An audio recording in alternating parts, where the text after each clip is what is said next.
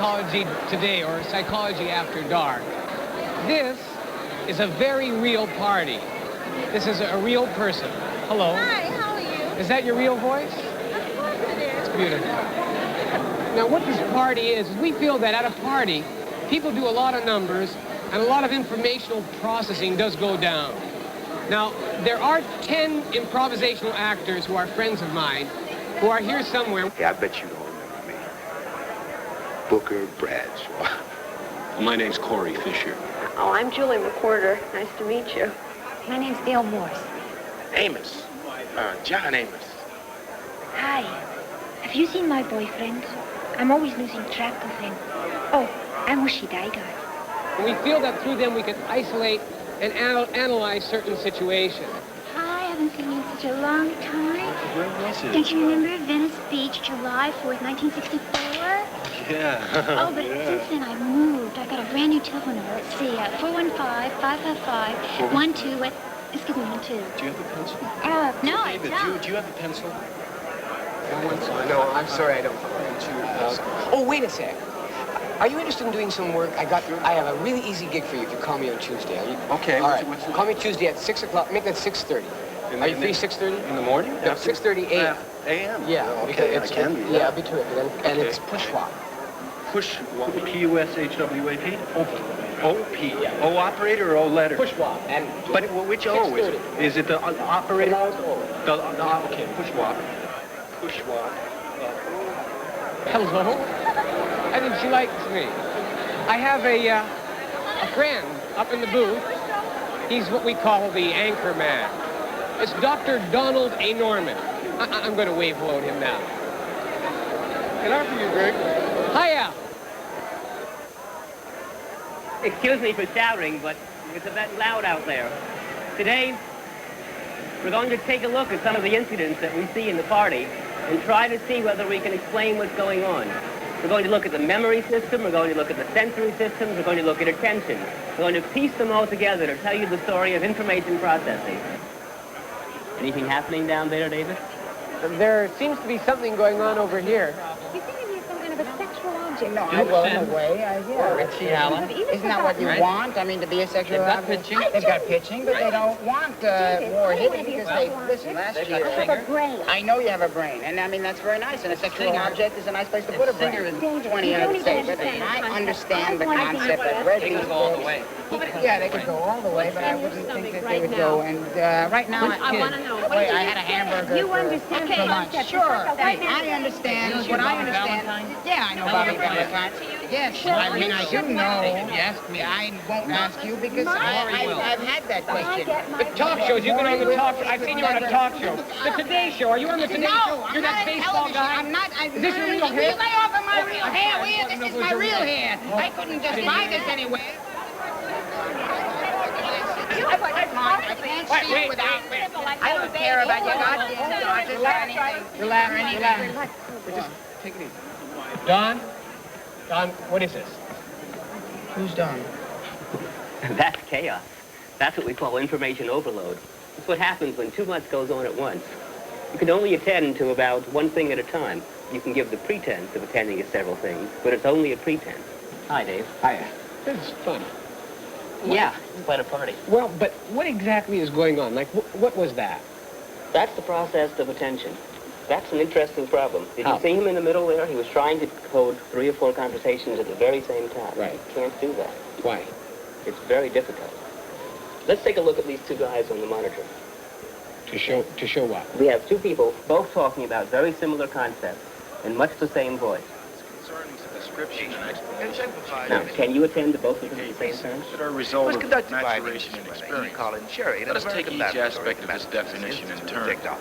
Developmental psychologists are concerned first with description. They cannot hope to answer questions. What could you understand of that? I would say without even thinking, nothing. You see, they're both talking about very similar concepts in much the same voice. It's very hard to separate out either of them or to listen to both. Right. But now take a look at this. One of the first You still studies can't listen to both of them, but you can listen to either one at will. characteristics They're a of the result research of maturation was and conducted by an experience. Englishman, Let E. us take Colin each Cherry, in an aspect of American this laboratory at the definition in turn. Massachusetts Institute of Developmental Technology. psychologists are The study was concerned one of first experimental with the psychology, description but of was behavior, performed in for the they MIT cannot hope Research to answer the Laboratory questions about electronics. How did you do that, Tom? It's a little easier. Right, you got a separation of physical cues and the separation of meaning. If they're the same frequencies and the same topics, you're out of luck. If they're different frequencies and different topics, then the context helps and the sound frequencies help. That means that if one man is talking and the other man is Wayne Newton, I would be able to hear what Wayne Newton is saying because he has a very high-pitched voice. Right, if you're listening actively. When I speak, the sound waves come into the ears. Right. They are interpreted by the sensory system. You must match them up with the meanings that each sound conveys. It's a difficult task, an active task. You have to attend.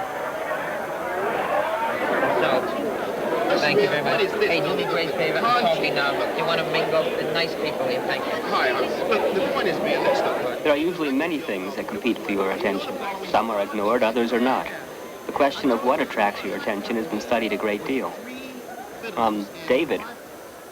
David? No, I'm listening. I just... All right. Usually, once you are actually attending to one set of events, only two kinds of things would attract your attention. One is a simple event, such as a tone, a loud voice, or a bright image. The other is something that has meaning for you, your name, or a phrase that fits into the conversation you are actually attending to. What is meaningful to you depends on what you are doing at that moment. For example, an obscure restaurant sign will seize the attention of a hungry man. His hunger makes the sign stand out. It's that simple. Simple as A, B, D, E, F. David? David? You weren't paying attention, were you? No, I was. No, you weren't. I heard every word that you said. What were letters I said? Yeah, what letters? Watch this. Look at the monitors. A, B, D, E, F. David? When you're right, Don, you're right. I wasn't listening. Well, I can understand it. Some things stand out more than others. No question about that. Take a look at the floor. The stage magician takes full advantage of that fact. Okay, now watch closely. I'm going to explain one of the oldest tricks in the world using 3 cups and 3 balls. This is cup number 1 goes here, cup number 2 on this end, and watch cup number 3. This goes here. 1, 2, then we have 3, you see. But look, actually, I never place it in the pocket. I pretend to, and I put the empty hand.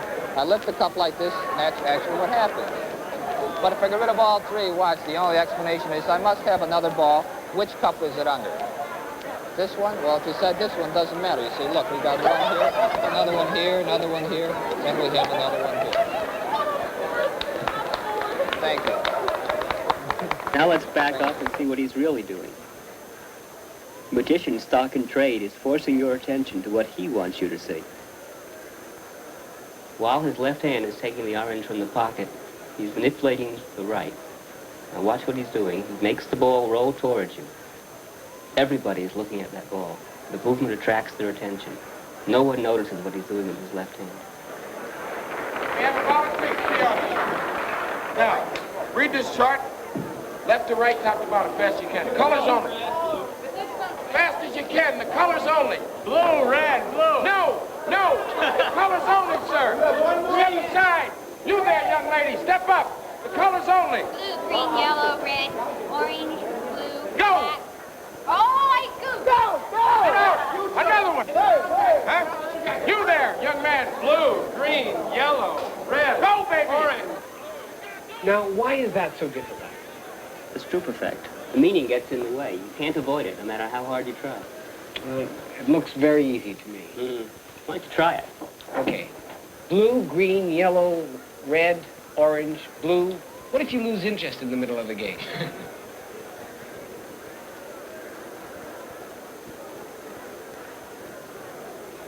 Black. That's not black. That just says black.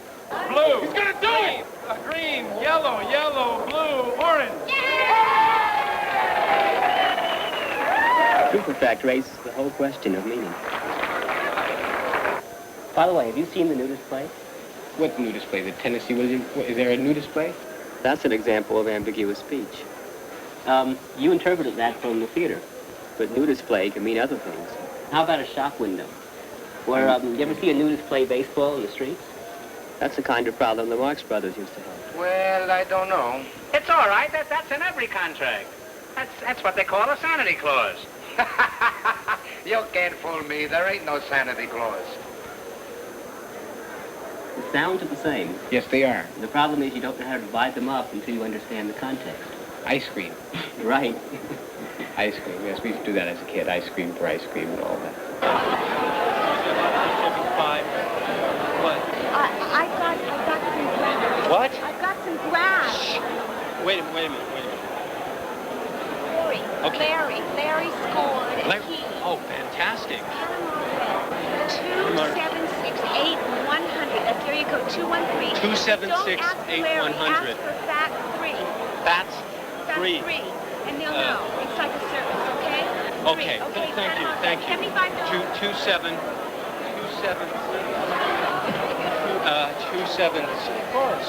Yeah. Hi. Oh, yeah. This is just. I can't believe all these things. Everybody is coming up. It's my night. I just found out. Hey, are you still looking for a place? Oh, yeah. You know, my place is really a drag. There's a friend of mine. There's a friend of mine who's going back to teach school for about 6 months or so. Yeah. And it's a villa in Pacific Palisades that Clark Gable used to live in. Yeah. All he needs is $75 a month. Oh, fantastic. You want to? Yes. It's available like whenever you want it. Okay, it's perfect. Number 665. Do you have a pencil? No. Number 665-9516. 665-95. His name is Chaim Miller. Chaim, they're right with 9. Fine. I got to get a pencil. Thank you. Really, thank you. Now, that is confusion. I mean, he is confused enough to be president of a major English-speaking country. His problem is he's trying to remember numbers. Numbers have no meaning. The number is an abstract idea, hard to connect with things, hard to understand, hard to remember.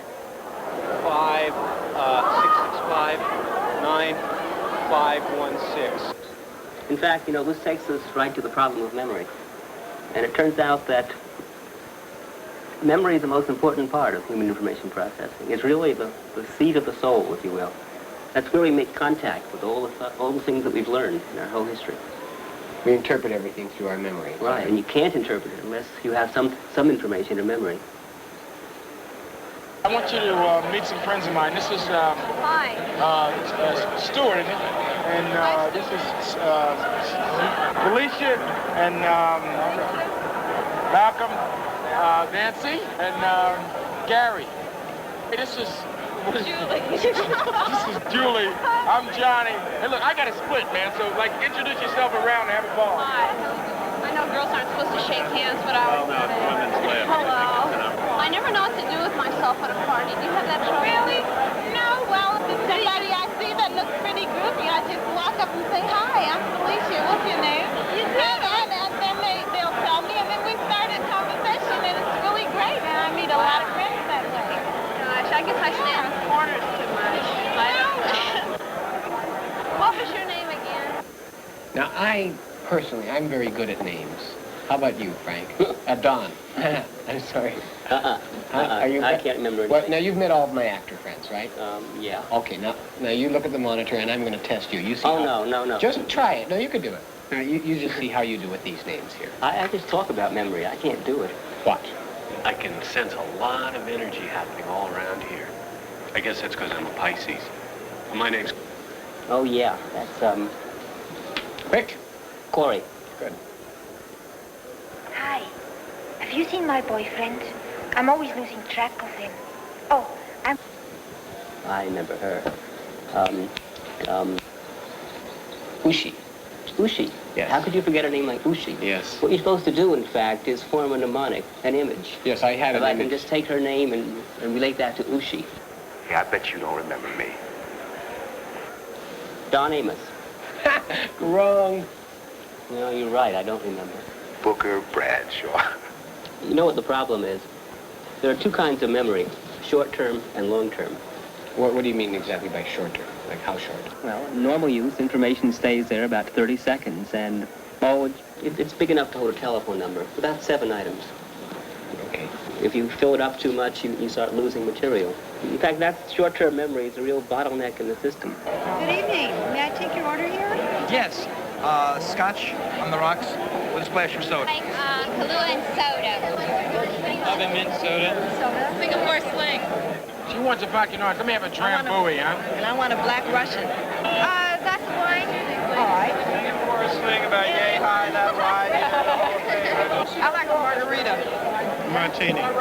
Collins with 2 green olives. All right, I'll get them. You gotta write it down. You can't remember all of this. Her problem is that she has to get the material, the drink orders, from short-term memory to long-term memory. And you can't do that unless you have special techniques. Now, David, tonight we have here Arthur Bornstein. He's president of the Arthur Bornstein School of Memory Training. He's written a book about his techniques. Hello, Mr. Bornstein. Pleased to meet you, Dave. That's Bornstein? Yeah, Bornstein. You might picture me with a little baby in my arms, and just born, and I'm feeding the baby with a stein. Get the picture? Man who feeds baby beer. Bornstein. Right. You got the idea. I get it. Now, what we saw was the waitress, right? Mm. And she had to make all of that into long-term memory, right? Mm-hmm. So we needed some association to make that work. All right, now, this lady, let's say she's ordering... Margarita. A margarita? She looks like a margarita. I just projected. She looks just like a margarita. Get the picture? Yes, she looks right. Now, this man wants a martini. I look at his forehead. Notice that big M inscribed in his hairline. So as soon as you look at it, M for martini. Martini. Collins with 2 She green wants a olives. vodka Collins with 2 green olives. I see. Yeah. Now, look at her laugh marks. There's a V, and I pictured a big C in her hairline, big fluffy hair, and those eyeglasses are the 2 green olives. Did you feel the stimulus of the associations working with Not only that, it's kind of like, it's very nice. And you're creating the images in your own memory. Actually, it's how you program the information into your mind that really counts. Fine. Thank you very much. Now, let's see how the waitress is doing.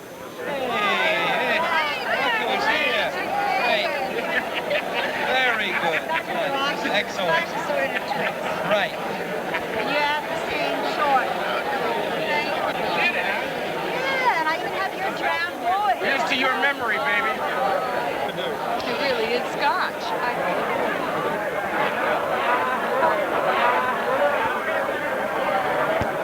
We store enormous amounts of material in long-term memory. The problem is retrieving the material we want when we want it. Fortunately, we usually have some idea where to begin looking.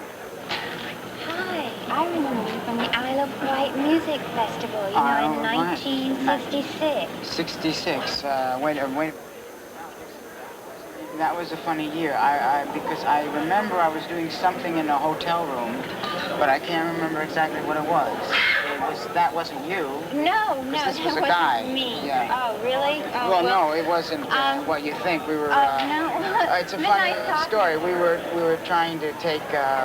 We were trying to call up this cigarette.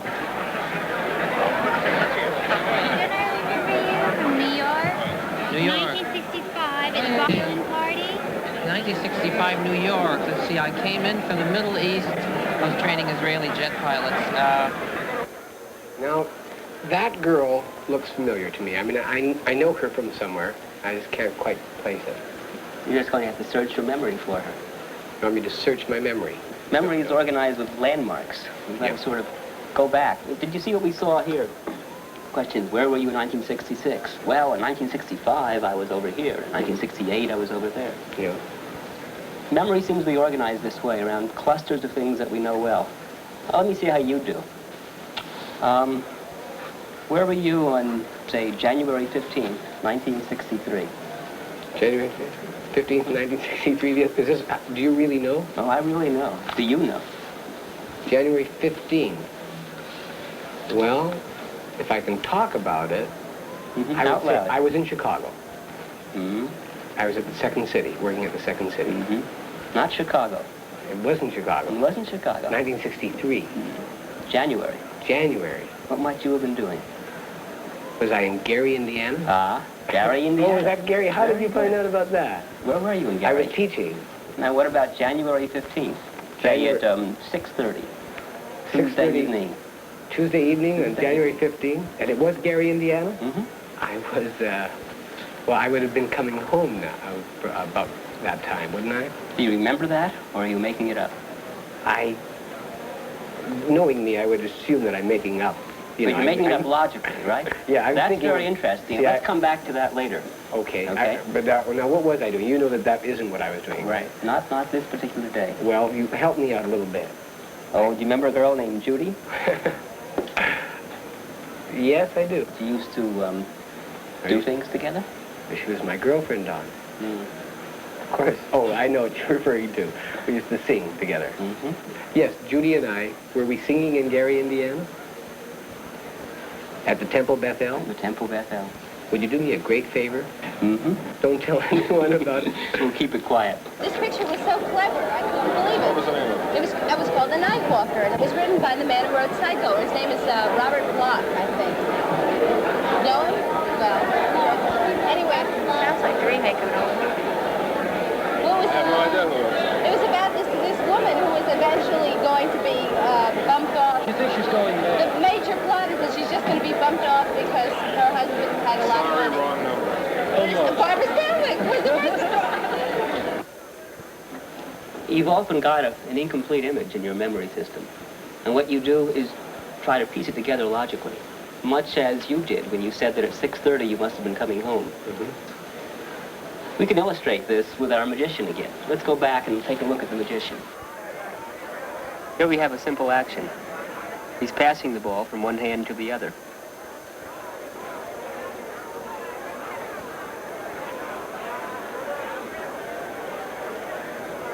Here it is again. And here we have a partial image. We fill in what we can't see. The red ball that he's holding. But it's not there.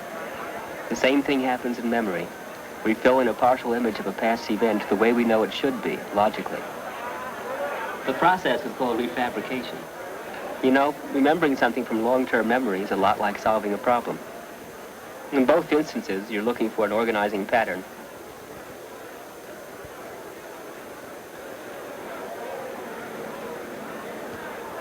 Like many problems, this one requires making sense out of what appears to be randomly collected information.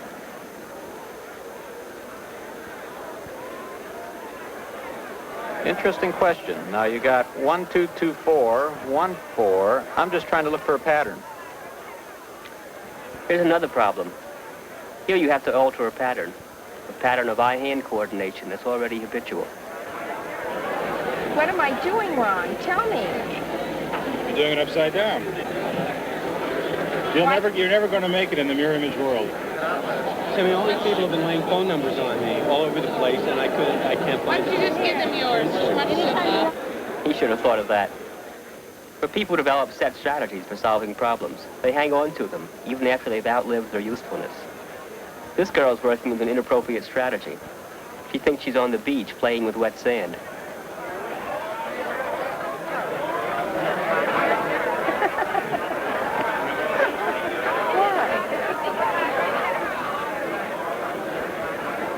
The answer is Z goes on the top line with all the other letters made as straight lines.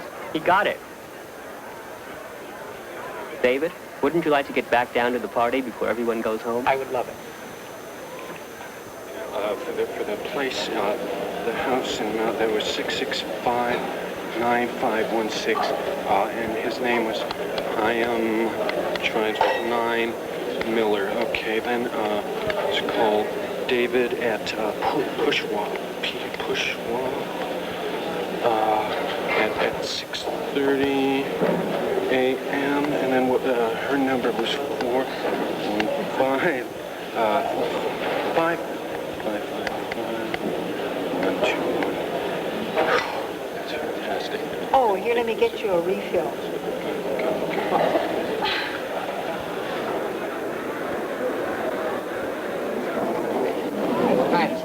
No, thank you. I don't think it makes me too animalistic. Thank you. Oh, that's a shame. Okay.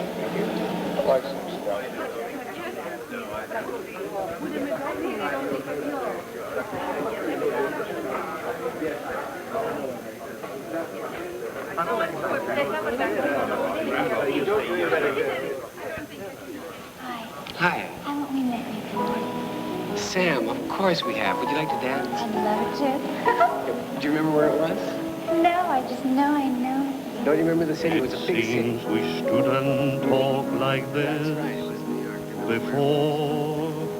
We looked at each other in the same way then, but I can't remember where or when. The clothes you're wearing are the clothes you wore. The smile you were smiling then, but I can't remember where or when.